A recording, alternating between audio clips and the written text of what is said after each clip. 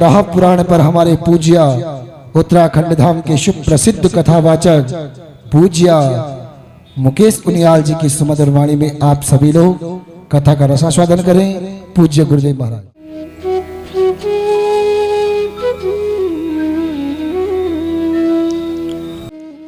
हरि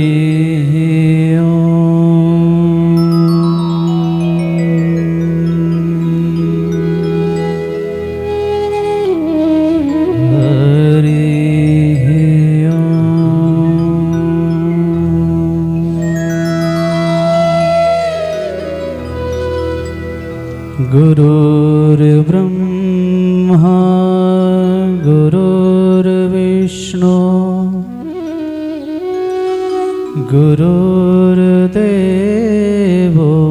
महेश्वरा गुरुः साक्षात् परब्रह्मा तस्मै श्री गुरुवे नमः। वर्थे त्यक्तराज्यो व्यचरदनवनं पदपद्भ्यां प्रियाय पाणिस्पर्शाक्षमाभ्यां रजतपथरुजो यो हरीन्द्रानुजाभ्याम् वैरूप्याचुर्पणक्ष्या प्रियविरहरुषारोपितभ्रूवृजृम्भ त्रस्ताब्दिर्बद्धसेतो खलदवदहना कौशलेन्द्रोऽवतान्ना। बोल सत्य सनातन धर्म की गौ गंगे गायत्री माता की। ओम नमः पार्वती पतये हर हर हर महादेव। परात्पर अखिलेश्वरी अकारण करुणावरुणालया भक्तवांछा कल्पतरुस्वरूपा श्री गौ माता परम मंगलमय दिव्य संकल्प श्री राधा माधव गोशरणम सेवा समिति द्वारा गौ माता राष्ट्र माता के पथ पर अस्विचिंत हो इस शुद्ध संकल्प के द्वारा दिव्य अष्टादश महापुराण का दिव्य आयोजन यज्ञ मंडप वेदिकाओं पर विराजित प्रतिष्ठित समस्त देवी देवता वृंद मुख्य व्यासपीठ पर विराजित श्री आचार्य शिवास शास्त्री जी, पूज्य स्वामी नारायणदास स्वामी जी, मेरे उभय मेरे दोनों ओर विराजित अष्टादश महापुराण एवं अष्टादश महापुराण के पूज्य वाचकगण, इस दिव्य संगीता का अवगाहन करने हेतु उपस्थित हुए भद्र पुरुषों भक्तिमती माताओं, आप सबके हृदय में विराजित मेरे बालकृष्ण लाल को प्रणाम। नमस्तस्मै वराहाय लीलयोधरते महीम् खुरमध्यगतो यस्य मेरु खणखणायते। परमंगल में है इस प्राण श्रृंखला में जो यह क्रम है, ये भगवान श्री वराह भगवान के दिव्य कथा चर्चाओं का यह सत्र भगवान वराह का दिव्य स्वरूप, भगवान वराह की दिव्य कथा जिस दिव्य पुराण में समाहित समिष्ट श्री वेदव्यास जी ने की है, उसे हम वराह पुराण के नाम देते हैं। यह भगवान के 24 अवतारों में द्वितीय अवतार के रूप में माना जाता है, कि जिसमें कहते हैं कि इस सृष्टि सृजन में भगवान नारायण के द्वारा जब सृष्टि का कार्य प्रारंभ ब्रह्मा जी द्वारा कराया गया, उस समय इस पृथ्वी के उद्धार के लिए इस पृथ्वी को शुद्ध करने के लिए भगवान ने अवतार ग्रहण किया। जगृहे पौरुषम रूपम भगवान महदादिभिः शंभूतम षोडश कला आदो लोक शिक्षया। और यश्याम बस शयानस्य ब्रह्म विश्वजामपति, नारायण के नाभि से निकले हुए ब्रह्मा जी। और ब्रह्मा जी ने सृष्टि के कार्य को आगे बढ़ाया तो कहते हैं पृथ्वी का उद्धार करने के लिए द्वितीयं तु भवायस्य रसातलगतां महि उद्धरिष्यन् पदात्तः यज्ञेश शौकरं वपुः। भगवान ने शौकर का अवतार धारण किया। बोलिए वराह भगवान की। भगवान शूकर बन करके आए, जिसे भगवान का यह यज्ञेश अवतार भी कहा जाता है। 24,000 श्लोकों की यह संहिता है। 24,000 श्लोक इस संहिता में बताए गए हैं, लेकिन कालक्रम के द्वारा वर्तमान समय में 10 से 11,000 ही प्रतियों में प्राप्त होते हैं। पूर्व भाग और उत्तर भाग इसमें रखा गया है, जिसमें 217 अध्याय रखे गए हैं। 217 अध्याय रखे गए हैं। और कहते हैं जब भगवान ने वराह अवतार ग्रहण किया और पृथ्वी जो रसातल में गई हुई है उस पृथ्वी को निकाल करके जब पृथ्वी को स्थापित किया तो उस समय भगवती पृथ्वी ने वराह भगवान की प्रार्थना की। और वराह भगवान और पृथ्वी माता का जो संवाद है वही यह ग्रंथ है। वराह नारायण भगवान ही इसके साक्षात वक्ता हैं और भगवती पृथ्वी ही इसकी श्रोता है। कौन सी भगवती पृथ्वी? बोले गौ स्वरूपिणी पृथ्वी। गौ स्वरूपिणी भगवती पृथ्वी ने भगवान से प्रार्थना की और पूछा कि गोविंद भगवान आप समय समय पर अवतार ग्रहण करते हैं। कभी आप मत्स्य बन करके आते हैं, कभी कच्छप बन करके आते हैं, कभी वामन, कभी परशुराम, कभी राम, कभी कृष्ण बन करके आते हैं। आप समय समय पर मेरे कष्ट को दूर करने के लिए आप अवतार ग्रहण करते रहते हैं। मैं रसातल में चली गई तो मुझे भी मुक्त करने के लिए भगवान आपने ऐसा अवतार ग्रहण किया जिसकी कोई कल्पना भी नहीं कर सकता। आप शूकर बन करके आ गए।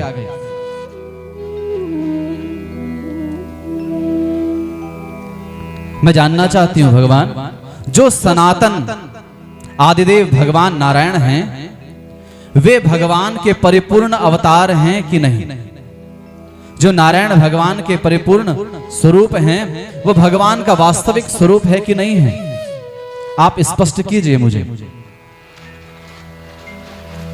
क्या राम परिपूर्ण है? क्या कृष्ण परिपूर्ण है? कि नरसिंह की वामन कि कल्कि की बुद्ध? कौन भगवान नारायण का परिपूर्ण अवतार है? तब वराह नारायण भगवान कहते हैं कि हे धरित्री, हे पृथ्वी, समस्त प्राणियों को आश्रय प्रदान करने वाली हे देवी, जो ब्रह्म है उस ब्रह्म तक पहुंचना हर किसी के बस की बात नहीं है। उस ब्रह्म के वास्तविक स्वरूप को कोई नहीं जान पाया। यहां तक कि वेद भी उसको नहीं जान पाया।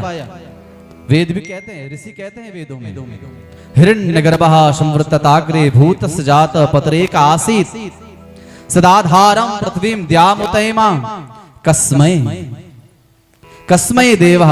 किस देवता को हविखा विधेम भविष्य प्रदान करूं? उनका स्वरूप क्या है स्पष्ट नहीं कह पाए और अंत में कह दिया नेति नेति, ना इतना ही नहीं है उसका स्वरूप। तो कहते हैं कि भगवान है पृथ्वी, कि भगवान नारायण के द्वारा ही यह सृष्टि सब रूप से स्थित है। ये वो भगवान नारायण की ही मूर्ति है। कौन सी? बोले भगवान नारायण ही जल मूर्ति के रूप में है, जल है वो। भगवान की ही ये तेज मूर्ति है। ये भगवान की ही वायु मूर्ति है, ये भगवान का ही आकाश स्वरूप है। और हे पृथ्वी, तू भी भगवान का ही स्वरूप है। ये पंचभूत भगवत स्वरूप ही हैं। और कहते हैं पंच महाभूत क्षेत्रज्ञ बुद्धि अहंकार, ये अष्टदा प्रकृति भगवान ही हैं। भूमिरापो नलो वायु खम मनो बुद्धिरेव च अहंकार इति यम्मे भिन्ना प्रकृतिरष्टधा। ये भगवान के ही स्वरूप है भगवती। और पृथ्वी, तू भी गौ स्वरूपी भगवत स्वरूप ही है, क्योंकि तुझ रूप में ये भगवान सब में व्याप्त है। साधक उस परब्रह्म निर्गुण ब्रह्म तक पहुंच जाता है।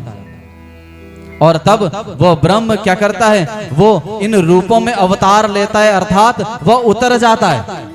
अवतरतीति अवतारः।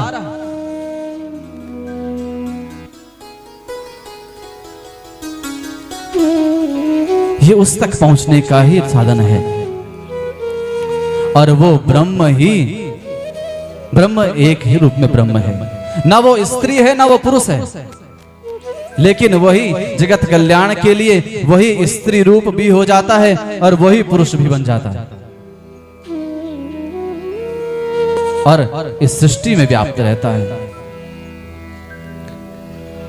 हे गौमा, हे पृथ्वी, तू भगवत स्वरूप ही है। और बताया कि किस प्रकार से पृथ्वी तेरे उदर में अनेक प्रकार के तीर्थ हैं। अनेक प्रकार के तीर्थों का वर्णन इस पुराण में कहा गया है। अनेक तीर्थों की महिमा को वराह पुराण में भगवान वराह ने गाया। व्रत की महिमा को गाया। प्रतिपदा से लेकर के अमावस्या पूर्णिमा पर्यंत प्रत्येक तिथि के का वर्णन इसमें है। तर्पण के महत्व को बताया, श्राद्ध कर्म को प्रतिपादित किया। और इसी वराह पुराण में उपासना की विधि को भी विस्तार से बताते हैं कि उपसमीप यस्न उपासना, भगवान की सामीप्यता को प्राप्त करना ही उपासना है। भगवान से हम जुड़े रहें, यही उपासना का अर्थ है। और तीर्थ उपासना के महत्व को बताया। और एक विशेष बात इस ग्रंथ किया है, क्योंकि कोई ग्रंथ है वैष्णव ग्रंथ, कोई है शैव ग्रंथ, कोई है शाक्त ग्रंथ, लेकिन वराह पुराण को शैव मत और वैष्णव मत के बीच में सामंजस्य स्थापित करने का ग्रंथ भी कहा जाता है। शैव मत और वैष्णव मत की सामंजस्यता को प्रदर्शित करने वाला ग्रंथ है श्री वराह पुराण।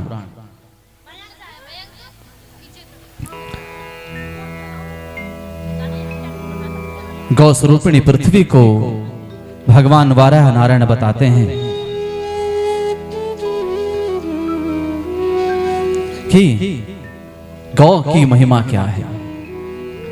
अनेक दान विधियों को बताया और जो गौ परक व्याख्याएं हैं उसको लेकर के हम चल रहे हैं। तो बताया है कि किस प्रकार के दान हैं।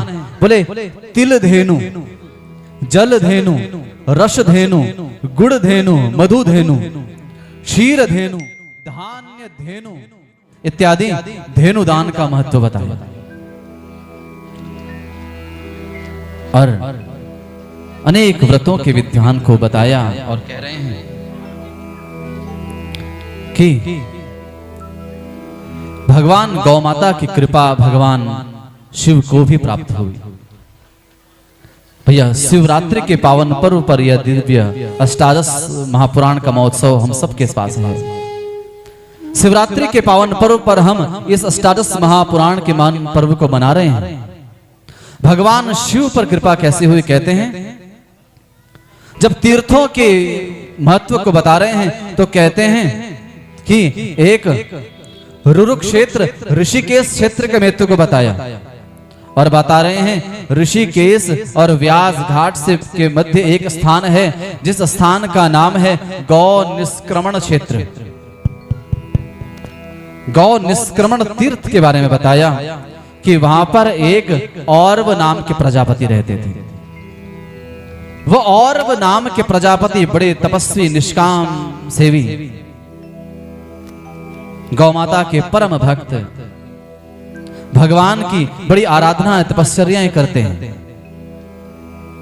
उनके आश्रम में इतनी सौम्यता, इतनी सुरम्यता, पवित्रता रहती है कि देवता भी उसके दर्शन करने आते हैं।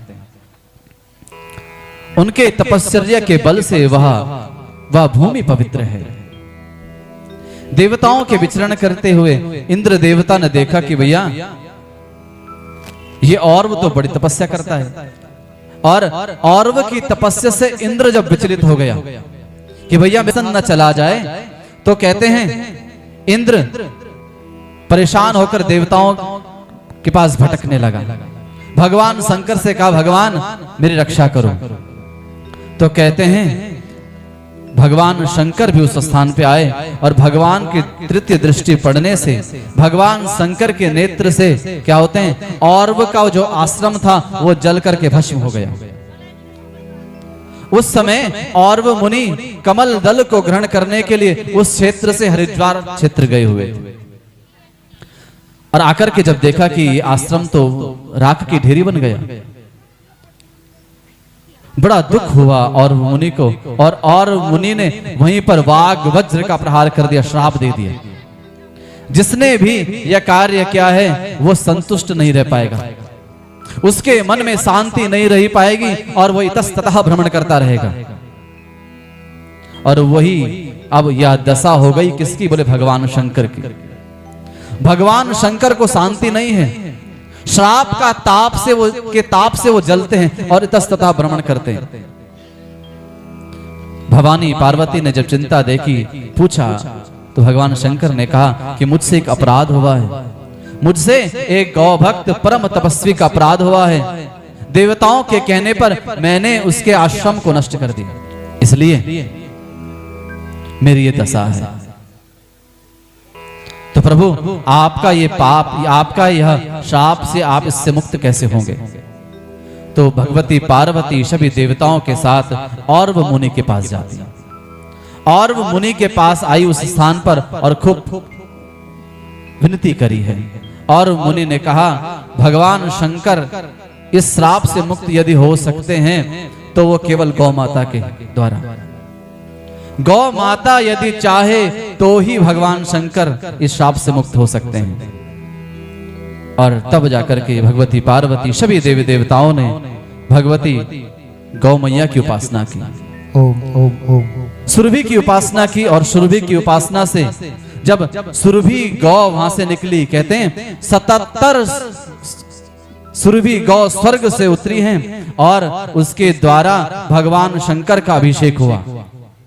और तब जाकर के भगवान शंकर का ताप शांत हुआ और भगवान शंकर को दुग्ध चढ़ाया जाता है। इसका एक कारण यह भी है। और सुरभि के द्वारा भगवान का अभिषेक होता है और कल पावन शिवरात्रि का पावन पर्व है। इसलिए भगवती गौ मां को थोड़ा सा स्मरण करें और फिर इस चक्र को विश्राम करके आगे की ओर चलेंगे। ओम सुरभ्ये नमः, ओम सुरभ्ये नमः, ओम सुरभ्ये नमः, ओम सुरभ्ये नमः, ओम सुरभ्ये नमः, ओम सुरभ्ये नमः, ओम सुरभ्ये शंकर को दुग्ध चढ़ाया जाता है। इसका एक कारण यह भी है।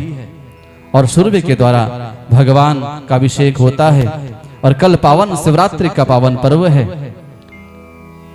इसलिए भगवती गौ मां को थोड़ा सा स्मरण करें और फिर इस चक्र को विश्राम करके आगे की ओर चलेंगे।